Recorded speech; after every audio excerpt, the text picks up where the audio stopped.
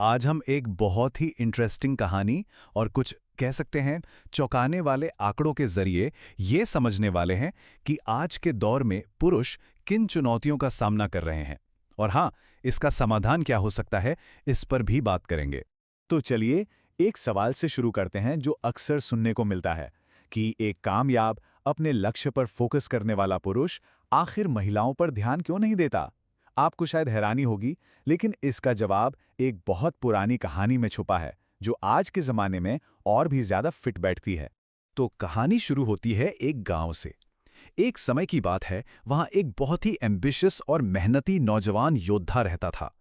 पूरे गांव को उस पर नाज था और सबको लगता था कि ये लड़का एक दिन बहुत बड़ा काम करेगा, गांव का नाम रोशन करेगा।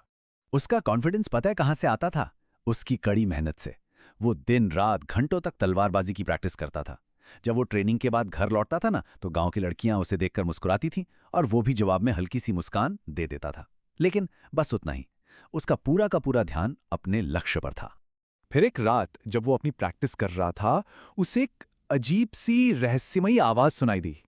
उसने पलट कर देखा तो वहां कोई इंसान नहीं था, बल्कि एक सफेद आत्मा हवा में तैर रही थी। उस आत्मा ने कहा, मैं तुम्हें वो सब कुछ दिखा सकती हूं जो तुम देखना चाहते हो।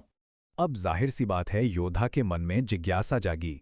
उसने आत्मा से कहा कि वो उसे दुनिया की सबसे खूबसूरत लड़की और सबसे ताकतवर योद्धा को दिखाए। और जो तस्वीरें उसने देखीं, वो तो बस देखता ही रह गया।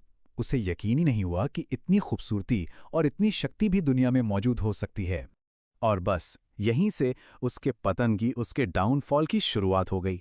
शुरू शुरू में तो वो सिर्फ आत्मा को देखकर वापस आ जाता, लेकिन धीरे धीरे ये कल्पनाएं देखने की आदत उस पर हावी होने लगी।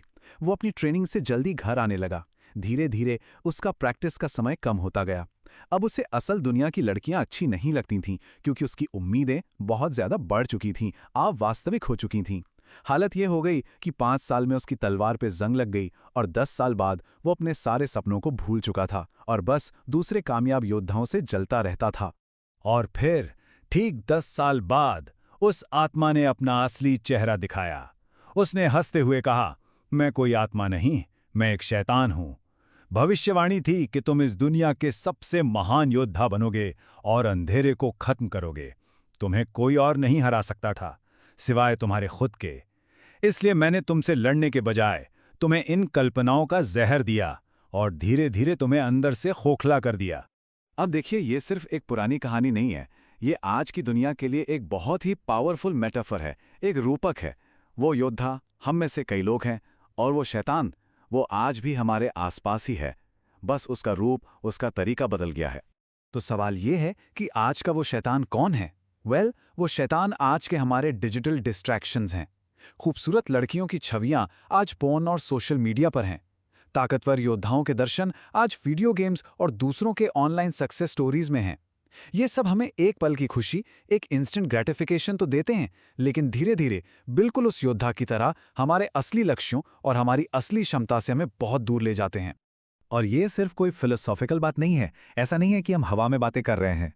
फैक्ट ये है कि आज के पुरुष शारीरिक और मानसिक दोनों तरीकों से कमजोर हो रहे हैं। और इसे साबित करने के लिए हमारे पास आंकड़े भी हैं। जरा सोचिए, 1980 के दशक से पुरुषों का टेस्टोस्टेरोन लेवल हर साल 1% कम हो रहा है। इसका मतलब ये हुआ कि आज की जो जनरेशन है, उसमें अपने पिता की जनरेशन के मुकाबले 30 से 40% कम टेस्टोस्टेरोन है। ये ये एक बहुत बड़ी गिरावट है। और कहानी यहीं खत्म नहीं होती। ये संकट और भी गहरा है। 1973 से 2011 के बीच पुरुषों के स्पर्म काउंट में 52.4% की भारी गिरावट आई है। मतलब आधे से भी ज्यादा की गिरावट। दुनिया भर में इनफर्टिलिटी पुरुषों के लिए एक बहुत बड़ी समस्या बनती जा रही है। और ये क्राइसिस सिर्फ फिजिकल नहीं है, ये मेंटल भी है। और ये आंकड़ा सच में चौंकाने वाला है। आत्महत्या करने वालों में 80% पुरुष होते हैं। डिप्रेशन और एंजाइटी जैसी समस्याएं पुरुषों में तेजी से बढ़ रही हैं। तो सवाल उठता है कि आखिर ऐसा हो क्यों रहा है? इस गिरावट का सबसे बड़ा कारण क्या है? The way of the superior man किताब के लेखक के मुताबिक इसकी एक बड़ी वजह है जीवन के उद्देश्य का खो जाना। आज बहुत से पुरुष उद्देश्यहीन महसूस कर रहे हैं। अगर हम इतिहास में झांक कर देखें तो इंसानी जिंदगी के मोटे मोटे तौर पर 3 ही मकसद हुआ करते थे। पहला, जिंदा रहने के लिए संघर्ष करना। दूसरा, अपने वंश को आगे बढ़ाना। और तीसरा, अपने परिवार और अपने समाज के लिए कुछ सार्थक करना, कुछ कंट्रीब्यूट करना। लेकिन आज की दुनिया में क्या हुआ? हमारी मॉडर्न सुविधाओं ने सर्वाइवल को बहुत आसान बना दिया है। हमें खाने या घर के लिए उस तरह का संघर्ष नहीं करना पड़ता, और डिजिटल दुनिया ने हमें असली सामाजिक योगदान से दूर कर दिया है। नतीजा, बहुत से पुरुष उद्देश्यहीन महसूस करते हैं, ठीक उस योद्धा की तरह जिसने अपना लक्ष्य ही खो दिया था। तो फिर इसका सल्यूशन क्या है? रास्ता क्या है? सल्यूशन है उस शैतान से, मतलब हमारे इन डिस्ट्रैक्शन से बाहर निकलना। इसका मतलब ये नहीं कि आज ही सब कुछ छोड़ दो, नहीं, धीरे धीरे बुरी आदतों को कम करो। जैसे सोशल मीडिया पर बिताए जाने वाले समय को थोड़ा कम करना, या वीडियो गेम की जगह कोई नया स्किल सीखना। जिंदगी में असली चैलेंज लेना, चाहे वो कोई नई भाषा सीखना हो या मैराथन के लिए ट्रेनिंग करना हो। असली योद्धा बनने का रास्ता यही है।